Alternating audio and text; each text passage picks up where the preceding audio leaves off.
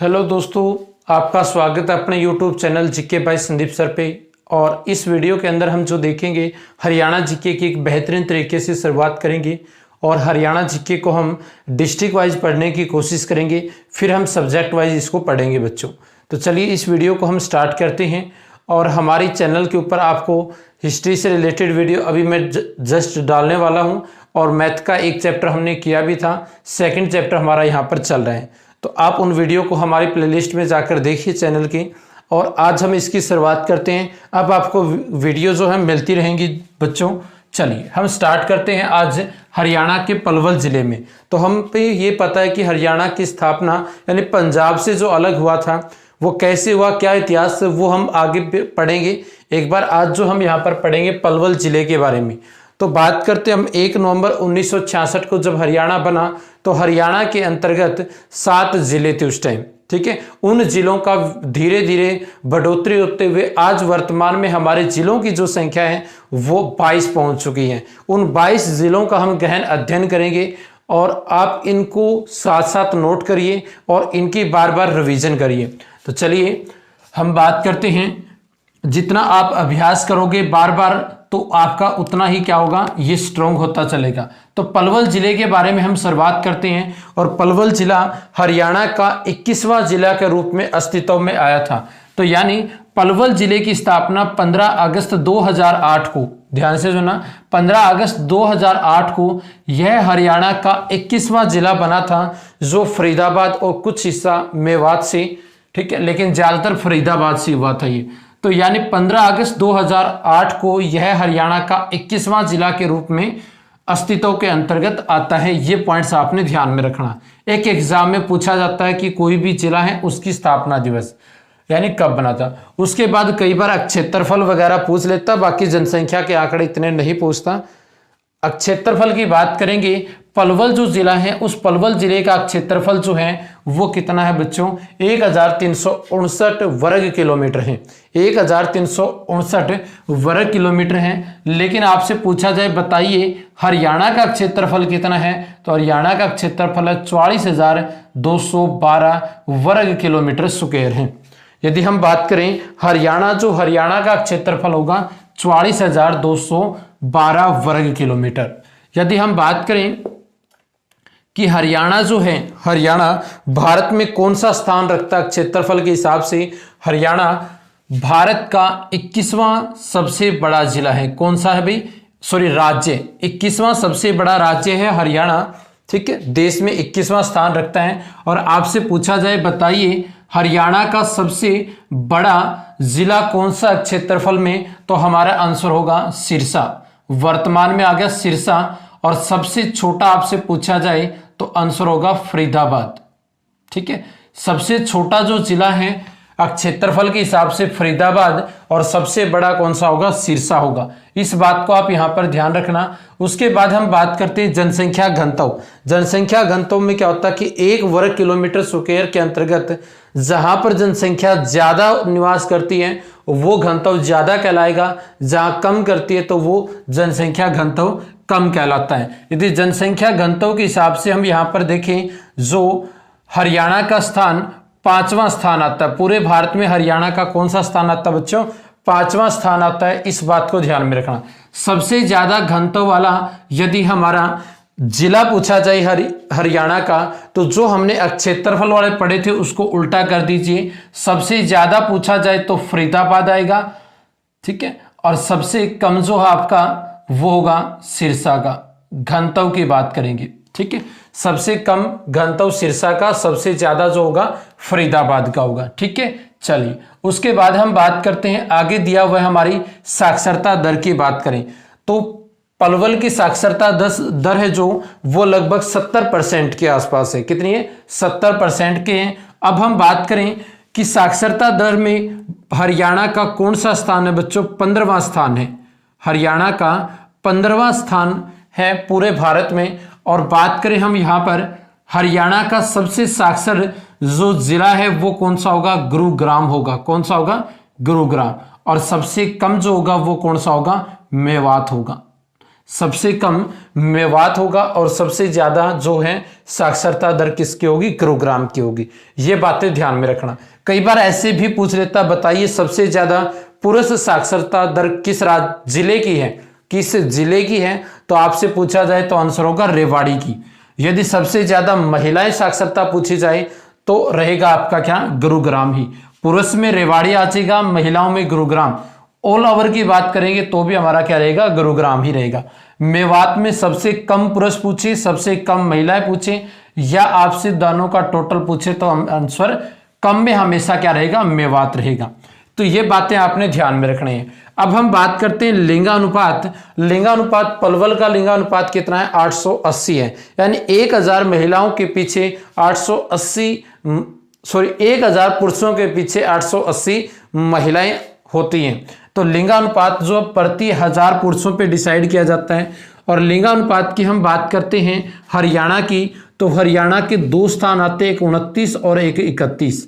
यदि केंद्र शासित प्रदेशों को शामिल कर लिया जाए तो हरियाणा भारत का 31वें स्थान पर आता है। यदि हम केंद्र शासित प्रदेशों को निकाल दें तो हरियाणा 29वें स्थान पर मतलब हासिल किया जाता है। ये आपके केंद्र शासित प्रदेश इंक्लूड हैं सारे के सारे, ये आपने यहां पर थोड़ा ध्यान में रखना। लिंगानुपात में 29 और 31, ठीक है। इनमें शामिल करें या ना करें कोई फर्क नहीं पड़ता हमारे ऊपर वाले में, लेकिन लिंगानुपात में यदि केंद्र शासित प्रदेश शामिल कर दें, हरियाणा का स्थान 31वां चला जाता है। यदि हम ना शामिल करें तो राज्य की बात करें तो 29वां। अब सबसे ज्यादा लिंगानुपात की बात करेंगे तो वो होगा कौन सा, मेवात। और सबसे कम किसका होगा, गुरुग्राम का होगा बच्चों, गुरुग्राम का। सबसे ज्यादा जनसंख्या किस जिले की आपसे पूछा जाए, फरीदाबाद की। और सबसे कम पूछी जाए तो आंसर होगा पंचकुला की। यानी साक्षरता वाले आंकड़े को उल्टा कर दे लिंगानुपात में आ जाएगा, अब क्षेत्रफल वाले का उल्टा कर देते तो वो जनसंख्या घनत्व में आ जाती है। तो पलवल जिले के बारे में आपने ये बातें ध्यान में रखनी है कि इसका क्षेत्रफल तो है 1359 और जनसंख्या घनत्व 767 है और साक्षरता दर 70%। लिंगानुपात कितने हो गए आपका, 880 होगा। अब बात करते हैं पलवल के कुछ उपनाम हैं। इसको शुगर सिटी भी कहा जाता है क्योंकि यहाँ पर शक्कर से संबंधित, यहाँ संबंध रखना शक्कर से न कि चीनी से। शक्कर उद्योग यहाँ पर बहुत ज्यादा है। शक्कर उद्योगों यानी शक्कर का उत्पादन के कारण इसे शुगर सिटी भी कहा जाता है। कई बार पलवल ऑप्शन में दे दिया जाता है तो पलवल आपने यहाँ पर कर सकते हैं। उसके बाद हमारा यहाँ पर वस्त्र उद्योग है तो इसलिए इसको कॉटन यानी सूती वस्त्र उद्योग वगैरह बहुत ज्यादा है तो इसे कॉटन सिटी भी कहा जाता है। शुगर सिटी भी इसे कहा जाता है और कॉटन सिटी भी कहा जाता है। ये बातें आपने यहाँ पर ध्यान में रखनी है। चलिए उसके बाद हम बात करते हैं कि पल्लव का नाम पल्लव क्यों पड़ा था, उसके बारे में थोड़ी सी जानते हैं। फिर इसका प्रशासनिक ढांचे के बारे में चर्चा करेंगे हम। तो देखिए यहाँ पर दे रखा कि नामकरण बताया जाता है कि जो आज हमारा पलवल है यानी इस एरिया में एक राक्षस हुआ करते थे जिसका नाम था पलवासुर। पलवासुर नामक एक राक्षस था और वहां पर इसी का शासन हुआ करता था, यानी यही यहाँ पर रहता था। तो इस कारण से यहाँ पर इस पलवासुर जो राक्षस है इसकी हत्या कृष्ण के जो भाई थे बलराम, जिसको दाऊजी के नाम से भी जानते हैं, दाऊजी, ठीक है, दाऊजी के नाम से भी जानते हैं। तो इस बलराम ने क्या की थी, इस पलवासुर की हत्या करके इस क्षेत्र को आजाद किया था राक्षसों से, ठीक है। हाँ, तो इस बलराम ने इसको मुक्ति दिलाई थी पलवल को और इसी उपलक्ष्य में यहाँ पर प्रतिवर्ष क्या किया जाता है, आपका एक मेला भी लगता है, ठीक है। दाऊ या बलदेव का मेला भी बोल दिया जाता है। वो किस जिले में लगता है, पलवल में। या दाऊजी का मेला किस में लगता है, पलवल जिले में करना है। और इस बलराम यानी दाऊजी के नाम से एक मंदिर बनाया गया, कौन से गांव में, बनचारी गांव में। बनचारी गांव के अंदर एक मंदिर बनाया गया दाऊजी का मंदिर। आपसे पूछा जाएगा दाऊजी का मंदिर कौन से जिले में, तो आंसर होगा पलवल में। यदि आपसे गांव पूछा जाए तो कौन सा होगा, बनचारी गांव के अंतर्गत आता है। उसके बाद हम बात करते हैं, एक महान बादशाह रहे हैं हमारे अकबर। अकबर के समय आईने अकबरी जो किताब लिखी गई थी उस किताब में भी इस क्षेत्र का वर्णन मिलता है और उसमें उसको पल्लव ना कहकर उसको क्या कहा जाता है, अपलव के नाम से जाना जाता है। पूछा जाता है कई बार कि आईने अकबरी में पलवल का नाम क्या था, तो आंसर होगा आपका अपलव था, ठीक है। इस पॉइंट्स को आपने यहाँ पर ध्यान में रखना है। तो ये था इसका नामकरण से संबंधित कुछ इतिहास के बारे में हमने जाना था। बाकी चर्चा हम आगे करते रहेंगे। अब थोड़ा सा इसका प्रशासनिक ढांचा देखते हैं कि इसका प्रशासनिक ढांचा क्या रहा है। तो प्रशासनिक ढांचे में हम देखें कि जो पलवल जिला है, पलवल जिला हमारे टोटल 6 मंडल हैं। 6 मंडल कौन कौन से? अंबाला हो गया, गुड़गांव हो गया, रोहतक हो गया, हिसार हो गया, करनाल और आपका फरीदाबाद। टोटल 6 मंडल, पहले 4 थे, अब 6 मंडल हो गए। तो जो फरीदाबाद मंडल है, इस फरीदाबाद मंडल के अंतर्गत आता है, यानी एक मंडल होता है, ये प्रशासन की इकाई है। मंडल से छोटा उपमंडल, फिर तहसील, उप तहसील, खंड, फिर हमारा आ जाता है स्थानीय शासन की बातें करें, ग्राम पंचायत वगैरह ये चीजें आ जाती हैं। तो आपसे पूछा जाएगा कि बताइए पलवल जो जिला है वो कौन से मंडल में आता है? तो पलवल जिला जो है फरीदाबाद मंडल में आता है। फरीदाबाद मंडल में 3 ही जिले आते हैं, एक स्वयं फरीदाबाद, एक आपका पलवल हो चुका है और एक आता नुहू। ठीक है, 3 आते हैं आपके, इसमें पॉइंट्स को ध्यान में रखना। अब बात करते हैं, आपसे पूछा जाए बताइए पलवल जो है किस लोकसभा क्षेत्र में आता है? तो पलवल जो है लोकसभा क्षेत्र पूछा जाए तो आंसर होगा आपका फरीदाबाद। टोटल लोकसभा क्षेत्र हमारे कितने हैं? 10 हैं। और राज्य की सीटें, राज्यसभा की सीटें कितनी हैं? 5 हैं। तो लोकसभा क्षेत्र कौन सा आ गया? फरीदाबाद। और फरीदाबाद से बीजेपी के जो उम्मीदवार थे कृष्ण पाल गुर्जर, वो विजेता रही है। तो आपसे पूछा जाए कि पलवल के एमपी पूछ ले या फरीदाबाद की, ठीक है, क्योंकि इसी के अंतर्गत आता है। तो हमारे यहां से कौन थी? कृष्ण पाल गुर्जर थी। उसके बाद हम बात करें पलवल जो है, पलवल के अंदर उपमंडल कौन कौन से हैं? उपमंडल की बात करेंगे तो एक आएगा पलवल, एक आएगा होडल और एक आएगा हथीन, यानी 3 आपके क्या यहाँ पर उपमंडल हैं। उसके बाद हम बात करें बच्चों यहाँ पर तहसील, तहसीलें जो हैं वो भी 3 हमारी। तहसीलों की बात करेंगे, एक पलवल आ गया, एक होडल आ गई और हथीन आ गई। जो उपमंडल है वही आपकी क्या होंगी? यहाँ पर तहसील होगी। ठीक है बच्चों, 1 सेकंड रुकिए, मैं लाइट को देख रहा हूं। हाँ जी बच्चों, चलिए हम यहां पर बात कर रहे थे जो उपमंडल हमारा पलवल, होडल और हथीन है। इसी प्रकार हम बातें करें तहसील की, तो तहसील हमारी कौन सी होगी? पलवल, होडल और हथीन, यानी जो उपमंडल है वही तहसील है। याद करने की बिल्कुल आसान है, मैंने इसलिए सारी चीजें की है। उप तहसील की बात करेंगे, 2 आती है, एक आती है हसनपुर और एक आती है बहीन, यानी पलवल जिले में 2 उप तहसीलें, एक हसनपुर और एक बहीन आती है। उसके बाद हम बात करें बच्चों यहाँ पर खंड की, तो खंड यहाँ की बात करें तो टोटल इसमें खंड आते हैं 6 कौन कौन से आते हैं? एक आता है पलवल, फिर हम बात करेंगे होडल, हथीन, हसनपुर, ये हमने सारी पहले पढ़ भी लिए हैं। 2 नए नाम याद रखने, एक पृथला और एक भडोली। 2016 में खंड बनाया गया भडोली को, तो पृथला और भडोली ये आपने ध्यान में रखना। तो हमारे टोटल 6 खंड आते हैं। बात करें पलवल जिले में 2017 के अनुसार 257 ग्राम पंचायत हैं, 6 पंचायत समितियां हैं और 21 जिला परिषद वार्ड हैं। इसको ध्यान में रखना। आपसे पूछा जाए बताइए पलवल जो है वो कौन से पुलिस रेंज में आता है? हरियाणा में टोटल 5 पुलिस रेंज है और जो दक्षिण पुलिस रेंज है उसके अंतर्गत हमारा क्या आता है? पलवल जिला। और दक्षिण पुलिस रेंज में हमारे टोटल 4 जिले आते हैं, एक रेवाड़ी, एक नुहू, एक महेंद्रगढ़ और पलवल, यानी हमारे 4 जिले आते हैं। और दक्षिण पुलिस रेंज का हेडक्वार्टर मुख्यालय पूछा जाए तो कहां होगा? रेवाड़ी के अंतर्गत होगा। ये बातें आपने यहां पर ध्यान में रखनी बच्चों, जो हमारा प्रशासनिक ढांचा है। अब हम बात करते हैं कि जो हमारा पलवल है, पलवल से कितने विधानसभा क्षेत्र हैं, इसके बारे में बातें करेंगे। और कौन कौन यहां से एमएलए, एमपी पूछा जाए तो कृष्ण पाल गुर्जर होगी। बात करें हम यहां पर पलवल जिले के अंदर 3 विधानसभा क्षेत्र हैं। एक तो है पलवल, पलवल से एमएलए चुनकर आता है, एक होडल से और एक आता है आपका हथीन से। ठीक है, 3 ही आपके क्या है यहां पर विधानसभा क्षेत्र हैं। तो बात करें पलवल से जो विजेता है वो कौन है? दीपक मंगला है। उसके बाद होडल से कौन है? जगदीश नायर है। और हथीन से कौन है? प्रवीण ढागर हैं। यानी हमारे 3 ये एमएलए आपने ध्यान में रखने हैं।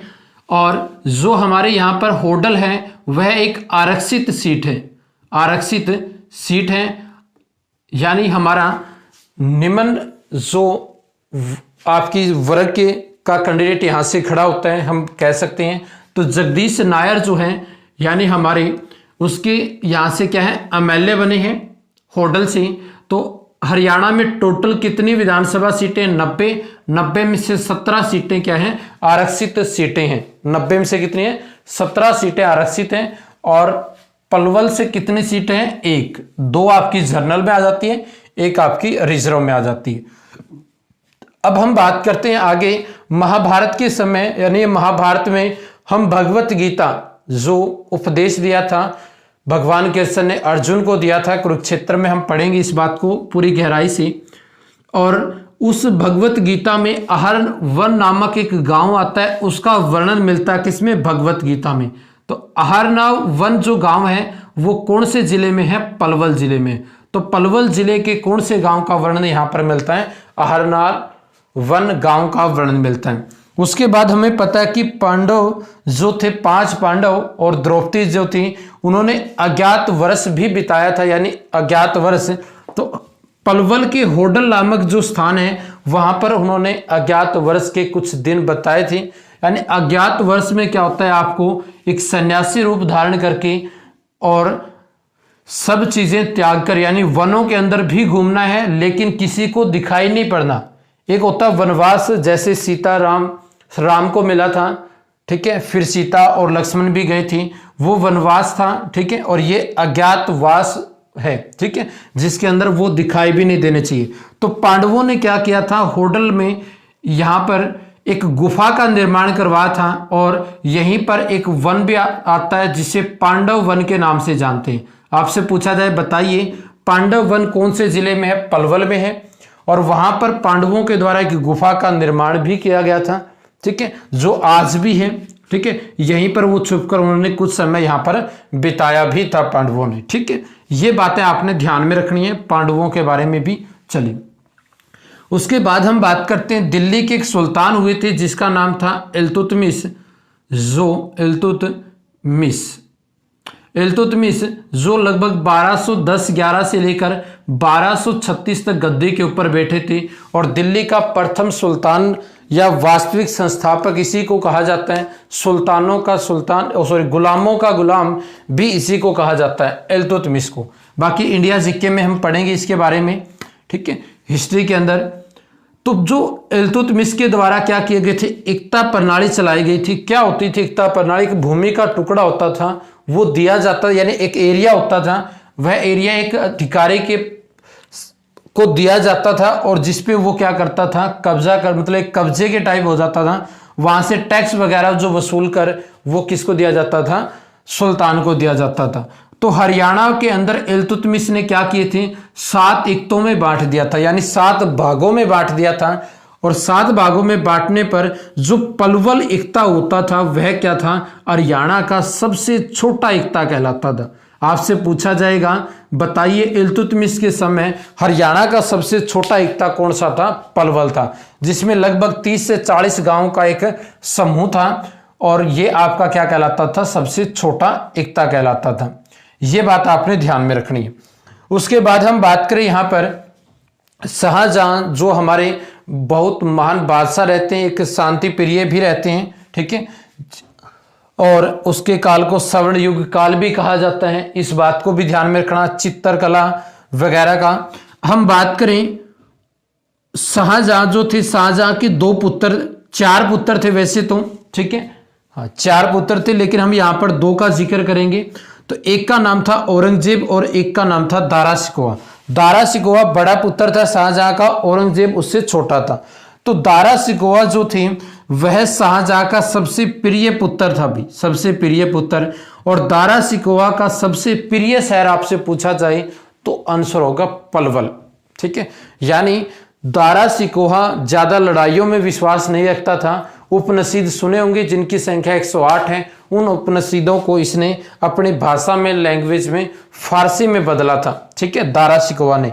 तो दारा शिकोह जो है उसका सबसे प्रिय शहर कौन सा था? पलवल जिला था। सबसे ज्यादा अपने जीवन का सबसे ज्यादा समय इसने कहां बिताया था? पलवल में ही बिताया था। और इसी पलवल में इसके पुत्र का जन्म होता है 1635 में। किसके? दारा शिकोह की, जिसका नाम क्या रखा था इसने? सिपहर शिकोह रखा था, सिपहर शिकोह। सिपर सिकोहा कौन थे? दारा सिकोहा के पुत्र थे, जिसका जन्म पलवल में ही हुआ था। ठीक है, उसके बाद हम बात करें 1857 की क्रांति की। 1857 की जो क्रांति हुई थी, उस क्रांति में पलवल की तरफ से दो प्रमुख व्यक्तियों ने, एक का नाम था हयात अली और एक का नाम था खैरात अली। हयात अली और खैरात अली, इन दोनों ने 1857 की क्रांति का नेतृत्व किया था। और हयात अली को क्या कर दी जाती है? फांसी दे दी जाती दिल्ली के अंदर। और पलवल के को टोटल 17 लोगों को क्या की जाती है? फांसी दी जाती है। इस पॉइंट्स को ध्यान में रखना। तो ये बातें आपने यहाँ पर ध्यान में रखना है। फिर हम बातें करेंगे महात्मा गांधी से जुड़ी हुई। हाँ, एक बात ये भी ध्यान में रखना, औरंगजेब की मृत्यु हुई थी 1707 में। औरंगजेब की मृत्यु होने के बाद जो चूड़ामन थे वो भरतपुर रियासत के सरदार हुआ करते थे और रियासत के शासक कह लीजिए आपके हुआ करते थे। और औरंगजेब के बाद कोई महत्वपूर्ण बादशाह आया नहीं था। तो इसके बाद, ठीक है, जो औरंगजेब थे, औरंगजेब की 1707 में मृत्यु होने के बाद जो चूड़ामल था, चूड़ामल ने क्या किया था? पलवल जिले को भरतपुर रियासत के अंदर मिला दिया गया था। भरतपुर वर्तमान में राजस्थान में पड़ता है, तो पलवल कहाँ चला गया था? भरतपुर रियासत के अंतर्गत चला गया था। उसके बाद भरतपुर के ही शासक होते हैं सूरजमल, उसके बारे में हम नेक्स्ट वीडियो में देखेंगे। बहुत सारे यहाँ इमारतें बनाई गई थी महात्मा गांधी की गिरफ्तारी से संबंधित। कौन किसने कहा था महात्मा गांधी को पलवल आने की सारी बातें हम वहां पर चर्चा करेंगे। थोड़ा सा मैं बता देता हूं कि पलवल जो है, पलवल के साथ जो सीमा बनाते हैं वो कौन कौन से? मेवात, फरीदाबाद और गुरुग्राम, 3 जिले राजस्थान और उत्तर प्रदेश, दो आपके राज्य, 2 राज्य कौन कौन से? राजस्थान और एक उत्तर प्रदेश। 3 जिले कौन कौन से हैं? गुरुग्राम, नूहू और आपका फरीदाबाद। ये बातें आपने इसके अंदर ध्यान में रखनी है। बाकी इस वीडियो के अंदर दोस्तों इतना ही है। वीडियो को ज़्यादा से ज़्यादा शेयर करें, वीडियो अच्छा लगे तो लाइक करें, और वीडियो से संबंधित कोई सुझाव हो तो कमेंट करें। इसका नेक्स्ट पार्ट और लेकर आएंगे, उसके अंदर और चर्चा करेंगे। इन 2 वीडियो के अंदर हम पलवल जिले के बारे में पूरी बातें कर लेंगे। कोई भी क्वेश्चन आपका बाहर से नहीं आएगा, चाहे आप HSSC की तैयारी करें या HPSC की तैयारी करें। वीडियो देखने के लिए बहुत बहुत धन्यवाद।